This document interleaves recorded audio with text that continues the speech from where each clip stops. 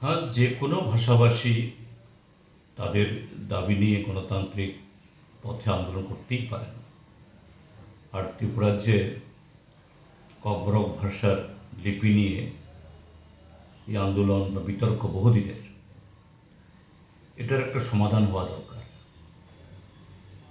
যে সংখ্যাগরিষ্ঠ ককবরকবাসী যে লিপি চান, সেই লিপি সেটাই ঠিক হওয়া চাই। কিন্তু বামফ্রন্ট সরকারের সময়তে যেহেতু প্রায় একই সংখ্যায় অর্থাৎ সমান সংখ্যায় বাংলা এবং রোমান স্ক্রিপ্টে দাবিদার ছিল, বামফ্রন্ট সরকার তড়িঘড়ি এরকম একটা আবেগপূর্ণ বিষয়ে, সংবেদনশীল বিষয়ে একতরফা সিদ্ধান্ত নেয়নি। কিন্তু রোমানপন্থী এবং বাংলা হরফপন্থী উভয় অংশকে সম্মান দিয়ে এই ছাত্রছাত্রীরাও যারা পরীক্ষাপত্র উত্তরপত্র লিখেছেন, তাদের পছন্দ অনুসারে তারা লিখেছেন। সেরকমভাবেই যে প্রশ্নাবলী এগুলি সরবরাহ করা হতো। ত্রিপুরা ইউনিভার্সিটিতে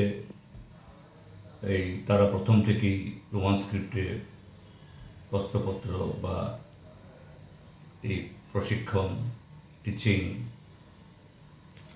উত্তর সবটাই করে এবং এইভাবেই চলছিল। হ্যাঁ, তারপরেও একটা সিদ্ধান্তে আসা উপনীত হওয়া দরকার। তখন বামফ্রন্ট সরকার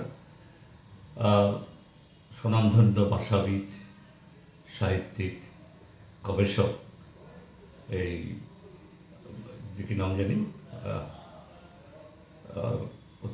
একজন কলকাতা ইউনিভার্সিটির প্রখ্যাত একজন ব্যক্তিত্বকে নিয়ে একটা ভাষা কমিশন করে, এবং তারা এই যে রাজ্যের জনগণের মধ্যে, ককবরকবাসী জনগণের মধ্যে একটা দ্বিমত,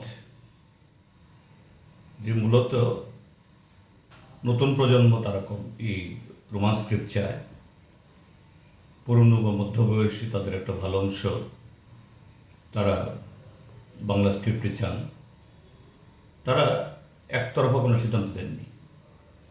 তারা বলেছেন যে একটা সময়েতে ককবরকভাষীরাই তারা ঠিক করুক তাদের স্ক্রিপ্ট কী হবে।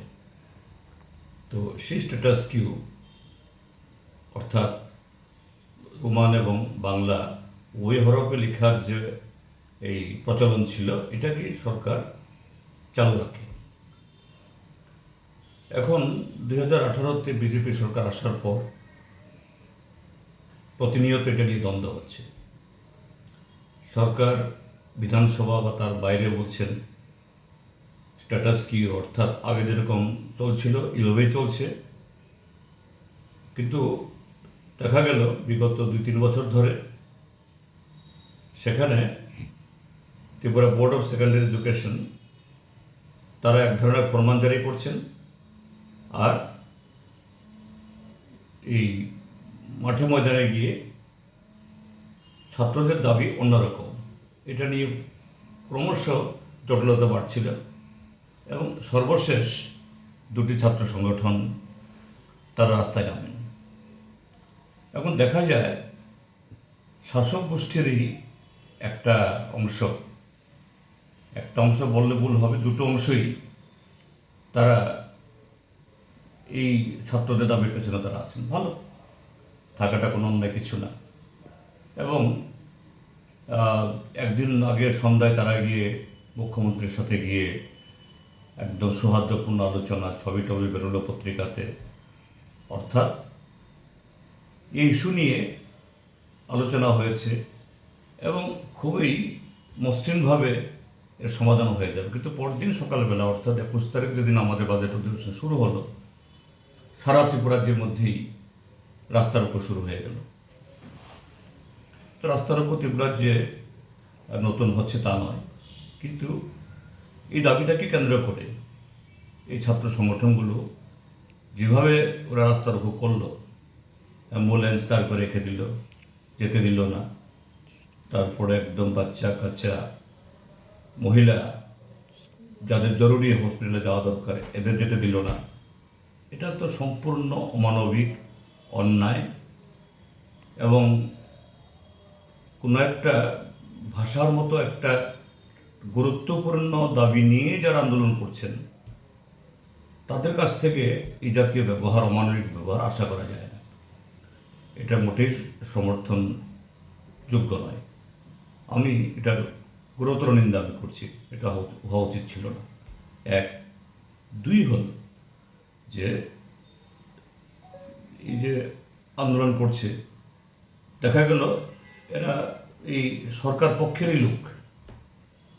সরকারের একটা অংশ রাস্তায় বসছে, আমাদের দাবি মানতে হবে, আর একটা পক্ষ যারা মিষ্টি মিষ্টি কথা বলছে, চুক্তি করছে, শুধু আগরতলা না দিল্লিতে গিয়েও 6 মাসের মধ্যে সব সমাধান হয়ে যাবে, এরকম প্রারম্ভিক কথাবার্তার আভাসও দেওয়া হয়েছে, কিন্তু ঝুলিয়ে রাখা হলো। এটা মোটেই ঠিক নয়। আমার বক্তব্য হলো যে ককবরক ভাষী জনগণ, লেখক, কবি, সাহিত্যিক এবং জনগণের আরও অন্য অংশ প্রতিনিধি নিয়ে সরকার দ্রুত একটা আলোচনায় বসুক।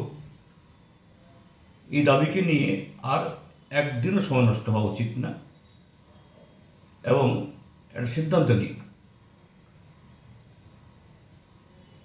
যে হরফ সংখ্যাগরিষ্ঠ ককবরকভাষী চান সেটাই হোক, এটাই হলো আমার দাবি। কাজেই এটা নিয়ে এভাবে জলঘোলা করা, দীর্ঘায়িত করা, এটা ভাষারও ক্ষতি,